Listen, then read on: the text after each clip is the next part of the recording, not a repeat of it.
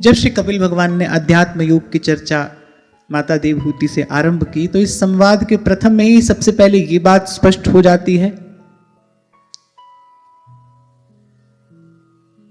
कि कोई गृहस्थ हो विरक्त हो पर कल्याण का मार्ग श्री हरि की भक्ति ही है। और वहां गोस्वामी जी कहते हैं भक्ति स्वतंत्र सकल गुण खानी पर बिनु सतसंग न पावहि प्राणी। कल्याण का मार्ग भक्ति है और वो भक्ति सत्संग द्वारा ही प्राप्त की जा सकती है।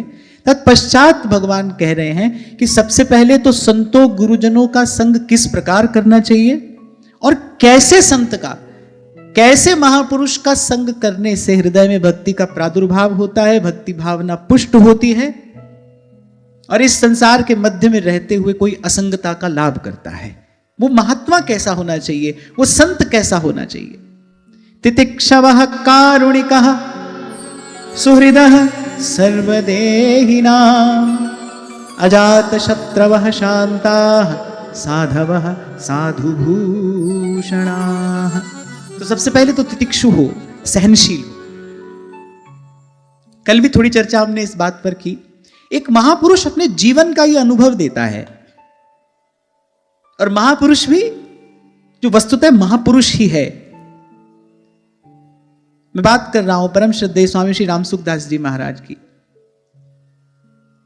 किसी ने पूछा अपने जीवन का अनुभव बताइए, केवल इतनी बात कही कि मैंने भी कष्ट सहा है, आप भी सही है। अब जू अंबुज के पात में पात, पात में पात, त्यू संतन की बात में बात, बात में बात। इतनी सी बात कहकर उन्होंने बहुत कुछ कह दिया। सबसे पहले तो भाई यहां दुख है, यहां सुख की आशा न करना और जो दुख आए उसको सह लेना। कुछ समय पूर्व भी एक चर्चा में मैंने आपको कहा था कि आपको हमको और क्या तप करना है, हमको और किसी प्रकार का तप तो करना नहीं है। जो दुख प्रारब्ध से आ जाए उसको सह लेना है। वो तन का दुख हो, वो मन का दुख हो, वो साधन में कोई होने वाला अभाव हो, कुछ भी हो, दुख आए उसको सह लीजिए। तरु सम सहनशीलता हुए। आप देखो वृक्ष क्या कुछ सहता है, इसीलिए सेवक जी महाराज उपमा देते हैं किसकी, कहते तरु सम सहनशीलता हुए, वृक्ष के जैसी सहनशीलता। कितनी धूप, कितनी ठंडी, वर्षा, आंधी, तूफान सब थपेड़े सहता है। कह रहे ऐसे ही जीवन है भाई, ये तो युद्ध क्षेत्र है। श्री प्रबोधानंद सरस्वती पाद कहते हैं अंतिम समय तक, अंतिम श्वास तक साधक को लड़ना पड़ता है। तभी महापुरुष कह रहे हैं भजन के मार्ग पर चलने वाले, भजन मार्ग का अनुभव है जिनको, वो कह रहे हैं खरोई कठिन है भजन ढिंग ढरिबो। भक्ति करे कोई सूरमा जाति बरन कुल खोई। इसलिए कल आपको कह रहा था कि बहुत सरल भी नहीं है पर यह असंभव भी नहीं है। खरोई कठिन है भजन ढिंग ढरिबो। और एक और बात मैं आपको यहां निवेदन करूं, ये सहनशीलता धीरे धीरे बढ़ेगी।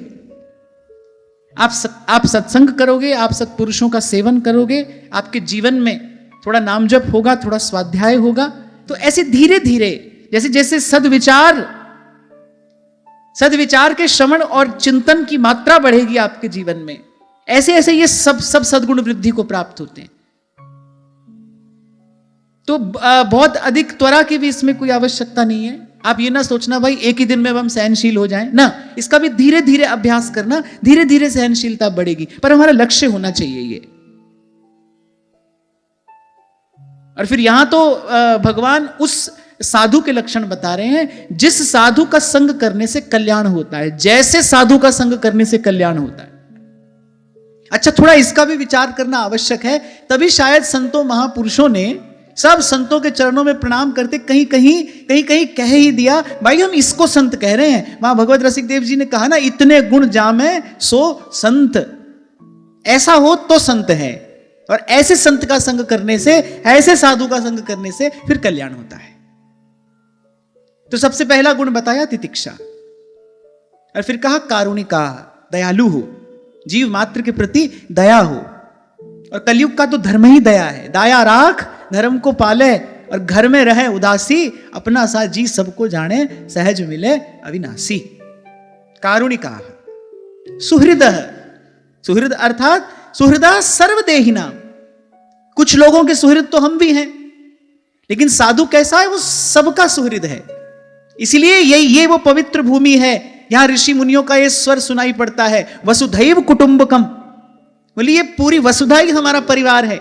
लोकः समस्तः सुखिनो भवन्तु सर्वे भवन्तु सुखिनः सर्वे भवन्तु सुखिनः। अगर सुख की कामना कर रहे हैं फिर दो चार की नहीं कर रहे, क्योंकि साधु के लिए तो कोई अपना पराया है नहीं। वो तो कहता है नानक नाम चढ़दी कला तेरे पाणे सर्वत्तदा पला। ऐसे सुहृद सर्वदेहि नाम। और फिर कहा अजात शत्रवः शांताः, कह अजात शत्रु हो। अब मेरे प्रति कोई बैर का भाव रखे तो रखे, मुझे नहीं रखना है, मुझे नहीं रखना है। मैं कई बार आपको कहता हूं, एक बात समझ में आ जाए, जीवन से कितने अनर्थ दूर हो जाते हैं, कितने अनर्थ दूर हो जाएंगे। को न काहू सुख दुख कर दाता, निज कृत कर्म भोग सब भ्रात। जीवन में जो भी वस्तु आई है, व्यक्ति आया है, जो भी स्थिति परिस्थिति आई है हमारे जीवन में, भाई वो हमारा कर्म ही तो वो आकार लेकर आया है, और कोई नहीं है, और कोई नहीं है। को न काऊ सुख दुख कर दाता। एक इस बात का बोध हो जाए, गुरु की कृपा से इसका अनुभव हो जाए, आप देखो मन कितना शांत हो जाए। तभी अजात शत्रु कहने के बाद कहते हैं शांत, क्योंकि जब तक अजात शत्रु नहीं है तब तक शांत नहीं हो सकता। जब तक किसी के प्रति भी राग द्वेष ये द्वंद से संबंधित कोई भी भाव मन में है, फिर तब तक शांत कैसे होगा?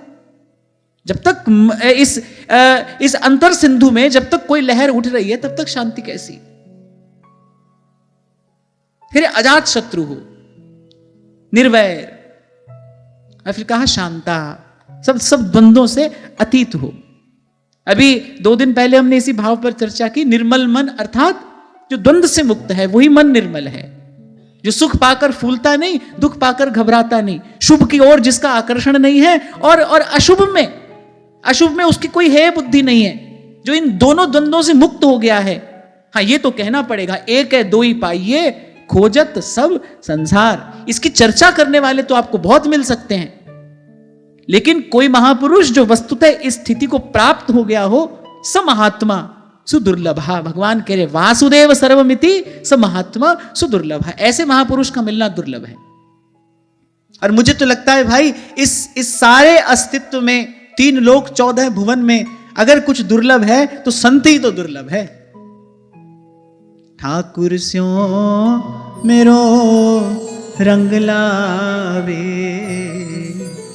ठाकुर स्यों मेरो रंग लावे। संत का ही मिलना दुर्लभ है। ध्रुवदास जी कहते हैं नेही दुर्लभ पावनो और सुलभ सब, बाकी सब सुलभ है, नेही दुर्लभ पावनो। व्यक्ति शांति पाने के क्या क्या प्रयास करता है, एक स्थान छोड़कर दूसरे स्थान में जाता है, कभी देश बदल लेता है, कभी भेष बदल लेता है। किस लिए भाई? मन को शांति चाहिए। और मैं आपको एक बात बताऊं, अपने अनुभव से कह रहा हूं, किसी शांत महापुरुष के सानिध्य में ही शांति का लाभ होता है। कोई निर्भय निर्वैर महापुरुष है, आप उसके पास जाकर बैठोगे, आप देखोगे मन धीरे धीरे द्वंद्वों से मुक्त होने लगा। कैसा जीवन रहा होगा नरवाहन जी का महाप्रभु के दर्शन से पहले। जैसे ही श्री महाप्रभु जी के निकट आए, जैसे ही महाप्रभु जी के शब्द कान में पड़े, जैसे ही मदन टेर पर महाप्रभु जी के आभा मंडल में उन्होंने प्रवेश किया, आप देखो वो जो भीतर जितने दुर्गुण थे सब छोड़ छोड़कर जाने लगे। उनको लगा कि जैसे जन्म जन्मांतर की मोह निद्रा से मैं जाग रहा हूं, मन शांत होने लगा। सच्चे संत की शरण में बैठ मिले विश्राम। अच्छा, एक बात का मैं विचार करता हूं, जब संत कह दिया तो फिर सच्चा कहने की क्या आवश्यकता थी? यानी सच्चे संत की शरण में बैठ मिले विश्राम। वहां श्री गुरु बाणी में जब गुरु कह दिया, फिर बार बार पूरा गुरु कहने की क्या आवश्यकता थी? वहां गोस्वामी जी कह रहे संत विशुद्ध मिलहि परितेहि, चित वही राम कृपा करी जेहि। जब संत ही कह दिया, फिर सच्चा विशुद्ध पूरा ये सब कहने की क्या आवश्यकता है? जो ये सब हो वही तो संत होता है। आवश्यकता ये है कि महापुरुष आज के समय का, आज की स्थिति का विचार करके ये सब बात कह रहे हैं। भाई ऐसा समय आएगा, जब ऐसा समय आएगा, इस प्रकार का वेश धारण करके और भोले भाले जन को भ्रम में डालने वाले लोग बहुत होंगे। तो इसलिए संत को इन सद्गुणों से पहचानना, नहीं तो जब संत ही कह दिया फिर सच्चा कहने की आवश्यकता क्या है? संत सच्चा ही तो होता है, जो सच्चा है वही तो संत है। पूरा हुआ तभी तो गुरु हुआ है, पूरा हुआ तो गुरु है, नहीं तो शिष्य ही तो है। पर बार बार कह रहे हैं गुरु पूरा पाइए बड़ भागी, पार ब्रह्म पूर्ण गुरुदेव कर कृपा लागू तेरी सेव। पूरे गुरु का सुन उपदेश और पार ब्रह्म निकट करी पेख। तो महापुरुष त्रिकालदर्शी होते हैं ना, तो उन्होंने देख लिया कि भाई ऐसा समय आएगा। जैसे व्यास जी कहते हैं बग ठग की संगति भई और परिहरि गए जो हंस। व्यास जी तो 500 साल पहले ये बात कह रहे हैं, 500 बरस पहले व्यास जी ने कह दिया रसिक रसिक सब चल बसे अब नीरस रहे कुंस। बग ठग की संगति भई और परिहरि गए जो हंस। बोले भेष तो बड़ा सुंदर होगा, देखते ही लगेगा कि वाह किसी सिद्ध पुरुष का दर्शन हो गया, पर बोले भीतर कोई सार नहीं होगा। इसलिए साधु को कहीं पर भी, किसी भी शास्त्र में, किसी भी पुराण में, किसी भी इतिहास में, किसी भी संत महापुरुष की वाणी में साधु को कहीं भी वेश से पहचानने की बात नहीं कही गई है। बोले साधु को इन सद्गुणों से पहचानना, ये सद्गुण है तो साधु है। और फिर जैसा समय, जैसी स्थिति हो और महापुरुषों ने जैसी आज्ञा की हो उसी का पालन करना चाहिए। महापुरुष आज्ञा कर रहे हैं भाई इन सद्गुणों से साधु को पहचानना, इन सद्गुणों से संत को पहचानना। अजात शत्रवः शांताः, फिर शांत हो, जिसके पास बैठकर शांति का अनुभव हो। अब भाई किसी के मन में क्या बवाल है उसके चेहरे पर तो लिखा नहीं रहता है, हमको कैसे पता चलेगा? श्री हरिवंश प्रमाण मनम, अपना मन प्रमाण है। जिसके पास बैठकर मन शांत होने लगे, या फिर एक और बात, जिसके पास बैठने मात्र से आपके भीतर आपको समाधान अनुभव होने लगे। अच्छा, और ये कोई छोटी घटना नहीं है। जब भीतर की गांठ खुलती है, रोम रोम में उल्लास होता है, आनंद होता है। इसलिए कई बार आपसे कहता हूं, जब इस जीवात्मा को गुरु का दर्शन होता है, किसी से पूछना नहीं पड़ता, किसी से कुछ जानना नहीं होता, भीतर एक घटना घटती है, वही सबसे बड़ा प्रमाण है, वही बता देता है। क्योंकि जीवात्मा जान लेती है, पहचान लेती है, यही मेरी ठौर है, यही मेरा ठिकाना है, यहीं पर मुझे विश्राम मिलेगा। हाँ, तो मैं ये कह रहा था कि शांति के लिए व्यक्ति कितना प्रयास करता है, पर शांति तो भाई सच्चे संत की शरण में ही प्राप्त होती है। सच्चे संत की शरण में बैठ मिले विश्राम। और फिर कहा साधवः और साधु भूषणाः। बोले आप भी साधु हो, और बोले साधु का सम्मान करने वाला भी हो। कई बार तो ये देखने में आता है व्यक्ति साधु हो गया, बोला अब तो भाई हमको सबसे सेवा कराने का अधिकार प्राप्त हो गया, अब हमको किसी की सेवा क्यों करनी है। कई बार जो मैंने आपको अपने जीवन की घटना सुनाई, जब बड़े बाबा ने मुझे 2 संकल्प कराए कि बेटा जीवन में ये 2 कार्य कभी नहीं करना, साथ ही एक बात उन्होंने ये कही थी, बोले बेटा जीवन भर संत सेवी बनकर रहना। बोले हमको साधु नहीं होना है, हमको साधु का सेवक बनकर रहना है, हमको संत नहीं होना है, हमको संतों की सेवा में रहना है। और मुझे तो ऐसे लगता है कि मुझे जैसे सुख के भंडार की चाबी दे गए वो महापुरुष। 2-3 बात समझाकर, 2-3 बात उन्होंने जीवन में समझाई, और उन 2-3 बातों के कारण ही आज जीवन में सब सुख है, सब आनंद है। मैं तो आपनो भाग आपन कहत, मैं तो कई बार आपके बीच में कह चुका कि जब मैं विचार करता हूं तो मुझे लगता है भाई संसार का सबसे सुखी जीव मैं ही हूं। लेकिन इस सुख की चाबी वो संत दे गए 2-3 बात समझाकर। और अब मैं देखता हूं और थोड़ा विचार करता हूं, थोड़ा चिंतन करता हूं, तो वो 2-3 बात में उन्होंने संसार के बीच में रहते हुए संसार से बचने का उपाय बता दिया, 2-3 बात समझाकर। और उन 2-3 बातों में एक बात ये थी, बोले बेटा कभी नहीं सोचना मुझे साधु होना है, बोले हमको सदा ही अंतिम श्वास तक। बोले साधु की सेवा करनी है, हमको संत नहीं होना है, हमको संतों का सेवक बनकर रहना है। भाई मानव मन ऐसा है, 100 बार कोई झूठ सुने तो सच लगने लगता है। आप 100 बार एक झूठ सुनो, क्योंकि पुनरावृत्ति में एक शक्ति होती है। जब आप किसी चीज को बार बार दोहराते हैं, हाथ को भी बार बार घिसोगे तो ऊर्जा उत्पन्न होती है ना, घर्षण से ताप उत्पन्न होता है। किसी भी चीज की आप पुनरावृत्ति करते हो तो उसमें एक शक्ति प्रकट होती है। मंत्र भी तो ऐसे ही सिद्ध होता है, मंत्र को बार बार जपा जाता है तो मंत्र में शक्ति उत्पन्न होती है। ऐसे 100 बार जब आप एक झूठ सुनते हो तो आपको लगने लगता है कि इसमें कुछ सार है। 100,000 बार ये बात सुनोगे, आप सुबह से लेकर शाम तक महाराज जी सुन रहे हो, तो एक बार आपको भी लगने लगेगा भाई आप कुछ हो। और बस जैसे ही आपको लगा, बस वहीं से आपका पतन आरंभ हुआ, वहीं से। इसलिए तो कहा प्रेम को पंथ करार महा, तलवार की धार पे धावनो है। बोले तलवार की धार पर दौड़ने जैसा है, नेक सी चूक और गए।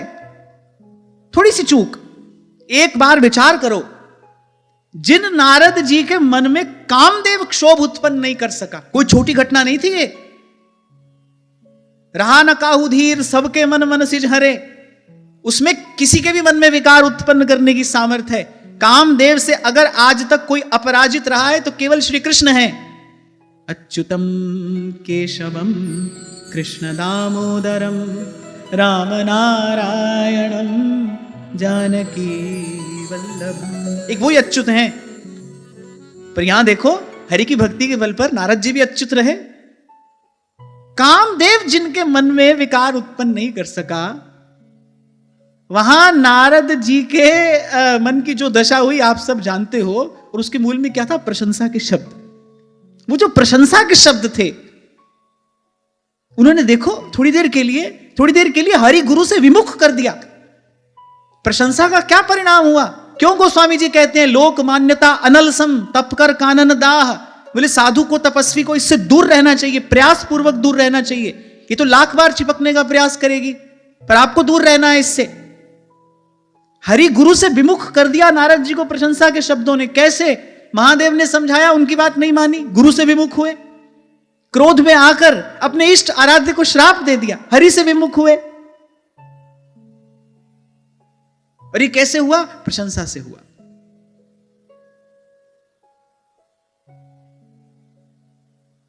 तभी तो आपको कहता हूं भाई, संत एक युक्ति देता है और युक्ति से मुक्ति हो जाती है। इस वातावरण से, विशेष रूप से मेरे जैसा व्यक्ति जो इस स्थान पर बैठा है, तो भाई यहां तो मुझे 2 घंटे के लिए आना है। आप लोगों के बीच में सेवा करने के लिए मुझे 2 घंटा के लिए आना है। उसके अतिरिक्त तो मेरा साधक जीवन है ना। यहां की कोई बात अगर मेरे माथे पर सवार हो गई तो मेरे साधन में बड़ा भारी विक्षेप उत्पन्न हो जाएगा। और ना जानो छिन अंत कवन बुद्धि घटई प्रकाशित। सुबह से लेकर शाम तक आप दंडवत प्रणाम स्वीकार कर रहे हो, सुबह से लेकर शाम तक आप भक्तों की जय जयकार सुन रहे हो, देख रहे हो।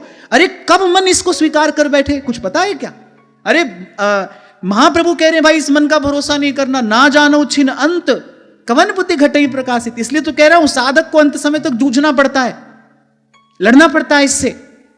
इसलिए कबीर कहते कोई शूरवीर भजन करता है, दुर्बल व्यक्ति का काम नहीं है। अगणित द्वंद्व देह के पथ हैं।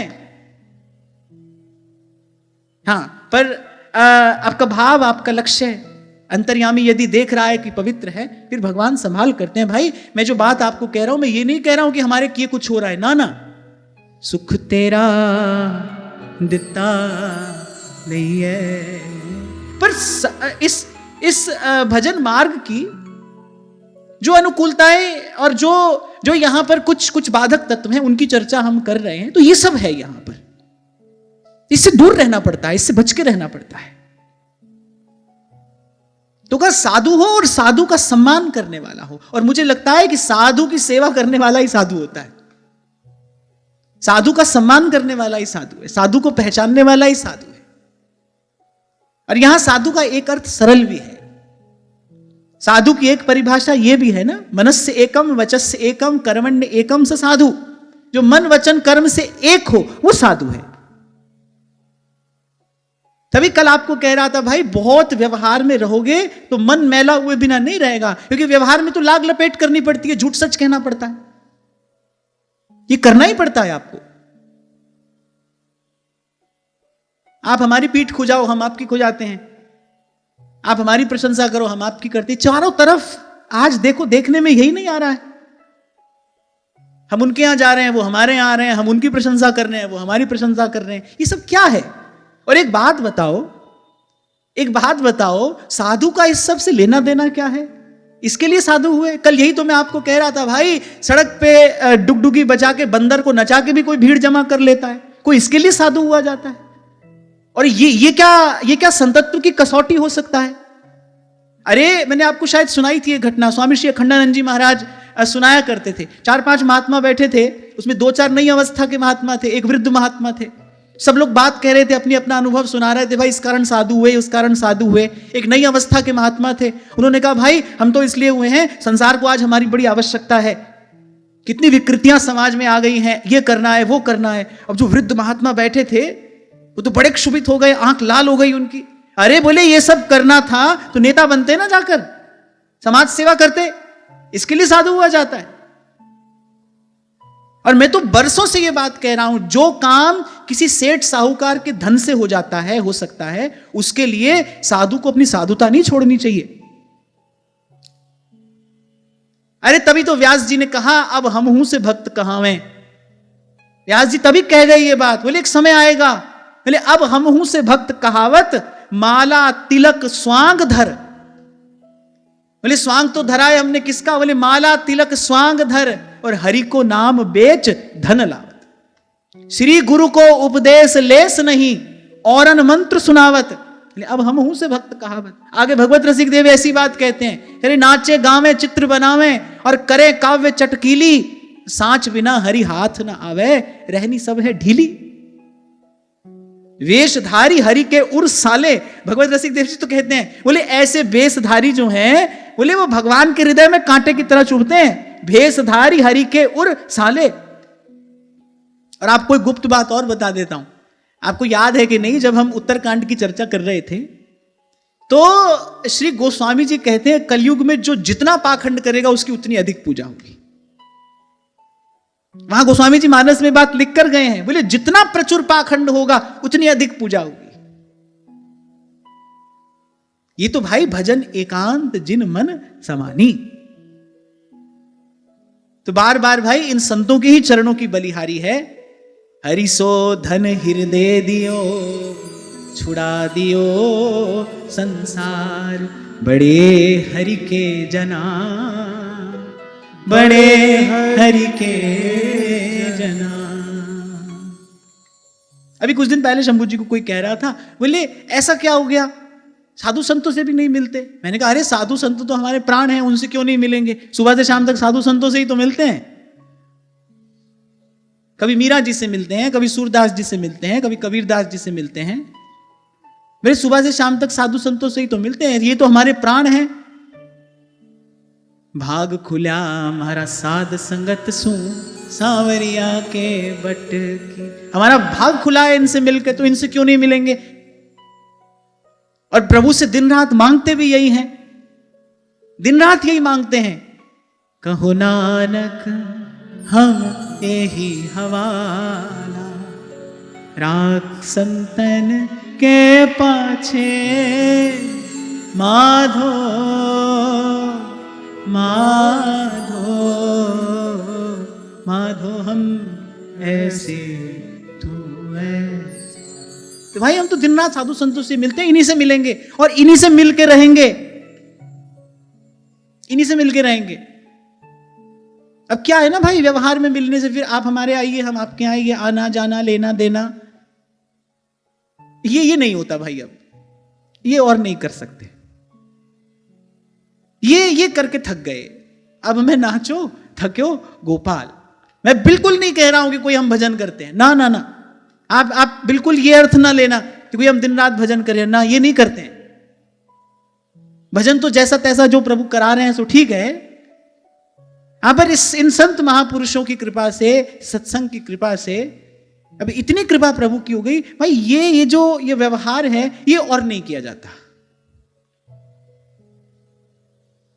कोई आए, कोई हरि की चर्चा करे तो उसके लिए हमारे प्राण न्यौछावर है, इसी के लिए तो जीवन है। अब जीवन में और बचा क्या है? अब जीवन में और रहा क्या है, हमको जीवन में और करना क्या है। मानस में एक बड़ा सुंदर प्रसंग है, जब मनु शत्रुपा तप कर रहे हैं, भगवान प्रकट हुए, तो मनु जी ने वरदान मांगा। फिर भगवान ने महारानी शत्रुपा से कहा कि माता आप भी कुछ कहिए। आप देखिए मनु जी ने तो जो मांगना था मांग लिया, भगवान ने दे भी दिया। फिर महारानी शत्रुपा क्या मांगती हैं, मुझे इतना प्रिय है यह प्रसंग। महारानी शत्रुपा क्या कहती हैं भगवान से, जय निज नाथ भगत तब आई, जो सुख पावही जो गति लहाई। कि प्रभु मुझे और कुछ कहना नहीं आता है, मैं आपसे क्या मांगूं, मुझे मांगना भी नहीं आता है। बोले जो आपके भक्त आपसे चाहते हैं ना, जो आपके भक्त आपसे चाहते हैं, जो सुख पावही जो गति लहाई, वो जो सुख पाते हैं कथा कीर्तन का, आपके दरस परस का, वो जो गति प्राप्त करते हैं, सोई सुख सोई गति सोई भगति। बोले वही सुख वही गति वही भक्ति। अपनी ओर से उन्होंने कुछ नहीं कहा। मैं जितनी बार इस प्रसंग का चिंतन करता हूं मेरा रोम रोम पुलकित हो जाता है। अभी भी मुझे ऐसा ही आनंद हो रहा है। सोई सुख सोई गति सोई भगति, सोई निज चरण स्नेह, सोई विवेक सोई प्रभु। हाँ, सोई विवेक सोई रहनी प्रभु, सोई विवेक सोई रहनी प्रभु, हम ही कृपा करी देहु, हम ही कृपा करी देहु। अरे भगवान इतने प्रसन्न हो गए, भगवान ने कहा माता तेरा विवेक अलौकिक है, मैं तेरी बात सुनकर प्रसन्न हो गया। महाराज मनु ने जो मांगा भगवान ने वो भी दिया। फिर महारानी शत्रुपा क्या मांगती है, जय निज नाथ भगत तब आई, जो सुख पावही जो गति लहाई, सोई सुख सोई गति सोई भगति, सोई निज चरण स्नेह। याद कर लेने के शब्द हैं ये, प्रभु से कहने की बात है। सोई सुख सोई गति सोई भगति, सोई निज चरण स्नेह, सोई विवेक सोई रहनी प्रभु, हम ही कृपा करि दे। जय जय राम राजा राम, जय जय राम सीता राम, जय जय राम राजा राम, जय जय राम सीता राम। ये 2 दिन पहले मैं ऐसे भावावेश में आपसे कह तो गया कि मेरी इच्छा है कि मैं कभी मानस की चर्चा आपके साथ करूं, पर अगर मैं भाव की दृष्टि से देखूं तो मानस की चर्चा कर पाना मेरे लिए संभव नहीं है। मैं तो आज भी जब भी कभी खोलकर भी पढ़ूं, चलो प्रभु ने कहाया है जैसी प्रभु की इच्छा होगी। तो यहां भगवान कह रहे हैं अजात शत्रवः शांताः साधवः साधु भूषणाः। बड़े सरल हृदय हो और साधु भूषणाः, तो बड़े संत ही जिसका आभूषण हो, संत ही जिसका श्रृंगार हो, जिसके जीवन में प्रसन्नता उल्लास उत्साह बस संतों के ही कारण हो, जो संतों को ही अपना सर्वस्व जानता हो मानता हो। बोले ऐसे महापुरुष का संग करने से हृदय में हरि की भक्ति उद्भूत होती है।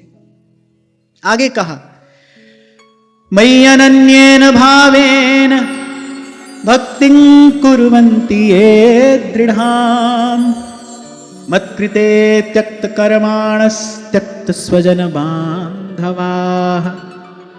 और बोले मुझ में अनन्य भाव से दृढ़ प्रेम हो, मुझ में अनन्य भाव से दृढ़ प्रेम अर्थात मनसा वाचा कर्मणा, जो मुझे ही सब कुछ जानता हो मानता हो।